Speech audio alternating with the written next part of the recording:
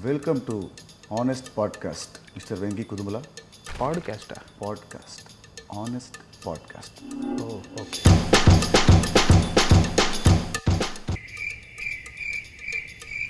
Okay. ప్రతి హీరోకి వాళ్ళ డైరెక్టర్స్ని కొన్ని క్వశ్చన్స్ అడగాలంటుంది. సో దాని ఆన్సర్స్ ఇప్పుడు నువ్వు నాకు ఆనెస్ట్గా చెప్పాలి. అసలు ఆనెస్ట్లో నాకంటే ఆనెస్ట్ ఎవరు ఉండరన్నా, అది మీతో. Very good. So shall I start the game? Yes. చాలా ఫైట్లలో హీరో ముందున్న ఫైటర్స్ కొడుతూ ఉంటే వెనకాల ఫైటర్స్ అలాగే చూస్తూ ఉంటారు.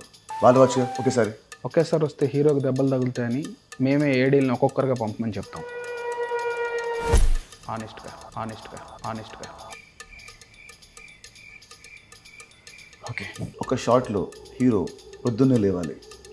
అలా లేచినప్పుడు హీరో చాలా అందంగా జుట్టు చెదిరిపోకుండా జెల్లు పెట్టి స్ప్రే కొట్టి చాలా ఫ్రెష్గా వేస్తాడు.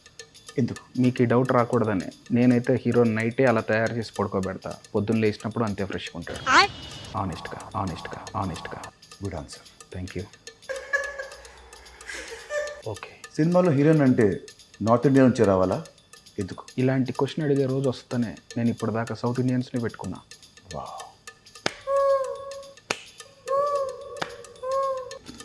ఓకే. క్లైమాక్స్లో శుభం కార్డ్ వేయడం ఎందుకు ఆపేశాను? రిలీజ్ అయ్యాక తెలిసేది అది శుభమా అశుభమా అని.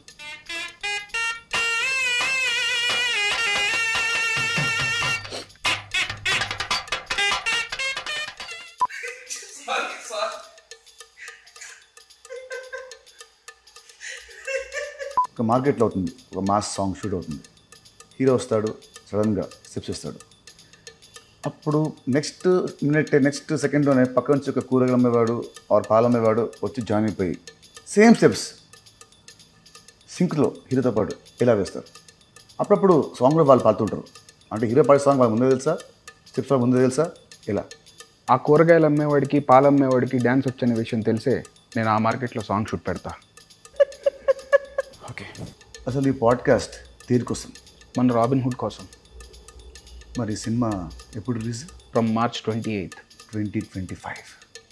ఎస్. ఆనెస్ట్లీ.